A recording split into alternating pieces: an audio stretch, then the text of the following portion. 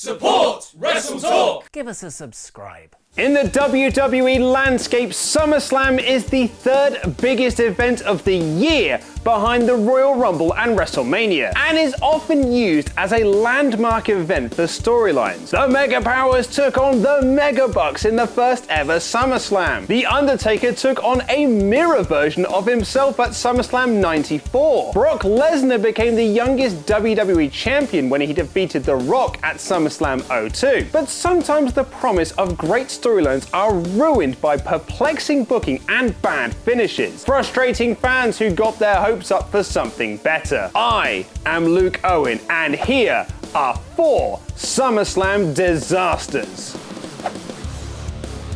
In 1999, there wasn't a bigger star in the world of professional wrestling than Stone Cold Steve Austin. But going into SummerSlam 99, Austin was facing a lot of issues, mainly his long list of injuries, needing to drop the WWF Championship to take time off. Vince and the creative team saw this as their opportunity to put the belt on their next main event prospect, Triple H. Through convoluted means, the main event of SummerSlam ended up being a triple threat match between Steve Austin, Mankind, and Triple H, with the idea that Hunter would win his first WWF Championship on a big stage. But stories started to come out prior to the event that Austin was becoming increasingly difficult to work with. There had already been reports of him refusing to work with the 1999 King of the Ring winner Billy Gunn and Intercontinental Champion Jeff Jarrett, both of which creative wanted to push into the main event scene. And rumors were starting to circulate that the same thing was happening with Triple H. There was a lot of talk within wrestling in the days leading up to the show about Shawn Michaels getting in Helmsley's ear and Austin refusing to do the job. There were also questions around the special guest referee, Jesse the Body Ventura, who was the governor of Minnesota at the time where the pay-per-view was being held. Because Ventura was a political figure, many believed that he didn't want to raise the hand of a heel at the end of the night. Both of these stories were heightened to the point of urban myth when Mankind surprisingly won the title by pinning Austin.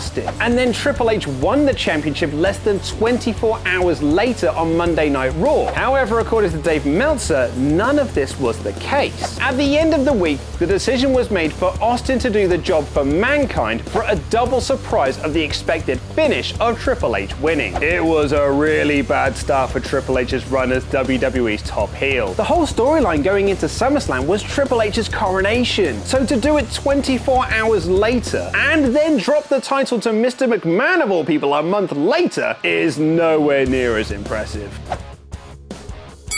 Not since the NWO has there been a group with more sudden impact in North American wrestling than the Nexus. The group, made up of rookies from NXT Season 1, made their debut on the June 7th, 2000 edition of Monday Night Raw and would go on a tear, beating up legends including Bret Hart, Ricky Steamboat, and even Mr. McMahon. This all built to a 7-on-7 match at SummerSlam 2010, with the Nexus taking on Team WWE, John Cena, Edge, Chris Jericho, R-Truth, John Morrison, Bret Hart, and the Great Khali, the latter of whom was replaced with a returning Daniel Bryan. This was the first WWE pay-per-view match for the Nexus, and it was in the main event with some of the biggest names in the company's history. The storyline going in was that the Nexus were united. As their song suggested, they were one and stand together, while Team WWE couldn't get along. Nexus had 2 guys eliminated straight away, before Skip Sheffield, who would later return a couple of years later as Ryback, eliminated Morrison and Truth. But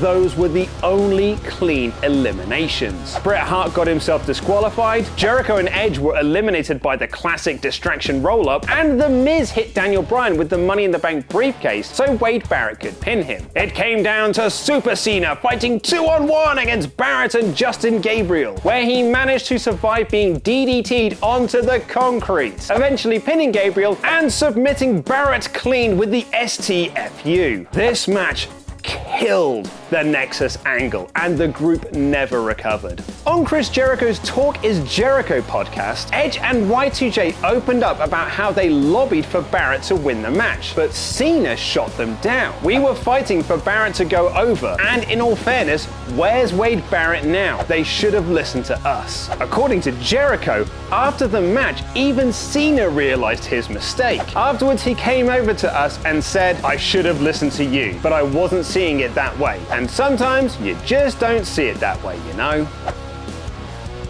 In the summer of 2000, Kurt Angle made his ascent into the main event by getting into a love triangle storyline between himself, Triple H, and Stephanie McMahon. The story was that Kurt was besotted with Steph, Triple H's wife, who was having her own marital issues with the game. Steph claimed she and Kurt were just friends, but Triple H believed otherwise. And this all came to a head at SummerSlam 2000. Oh, and The Rock's the WWF champion, but that doesn't really matter.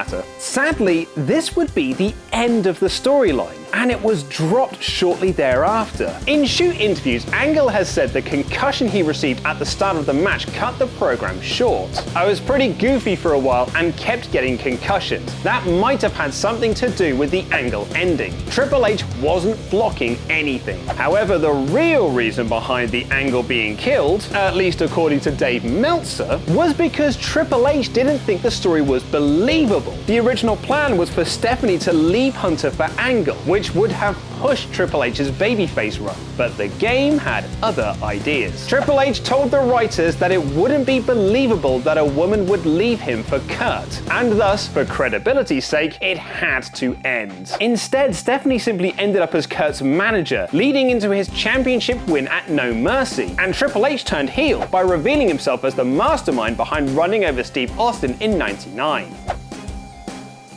CM Punk was always a popular character in WWE, but his cult-like status exploded with his infamous pipe bomb promo on the June 27, 2011 edition of Monday Night Raw. It was a promo that highlighted a lot of fan frustrations with the company and built to an epic match between Punk and WWE Champion John Cena, where Punk said he would quit WWE with the belt once he won it. It was one of the most gripping main events in the company for some time, seeing Punk win the championship and flee into his hometown Money in the Bank crowd, presumably never to be seen again.